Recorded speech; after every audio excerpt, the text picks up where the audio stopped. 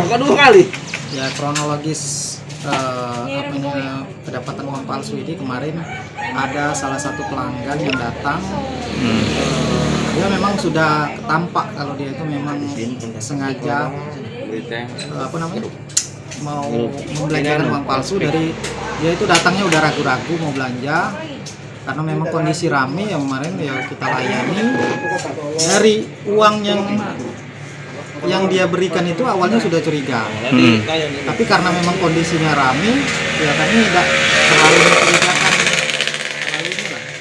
Nah, jadi pas kondisi sepi, dicek uangnya ternyata memang uang palsu karena ada perbedaan. Kemarin belanja apa saja? Belanjanya buku, cuman satu item dia belanja buku setengah pak. Setengah pak. Memang sudah Berapa kemarin dikembalin? Belanjanya 14.000. 14.000. Kembalinya 36.000. 36.000. Nah, untuk kejadian seperti ini sudah berapa kali terjadi di wilayah ini? Kalau untuk wilayah ini dari warga sekitar sudah sering katanya. Kayaknya memang ada spesialisnya yang ini. Warung-warung juga yang lain juga pernah ya? Warung-warung memang jadi sasarannya warung-warung. Apalagi warung-warung yang memang kondisinya lagi ramai.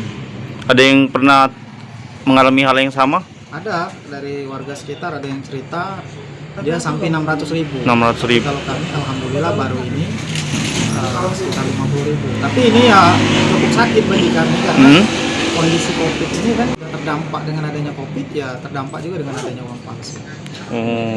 Oke. Harapan kita dengan pihak kepolisian? Ya harapannya segera kalau bisa permasalahan ini dipecahkan, ya baik pihak kepolisian untuk segera cek kabarnya, informasinya di sekitar sini memang ada spesialis. Cuma kita belum tahu siapa orangnya.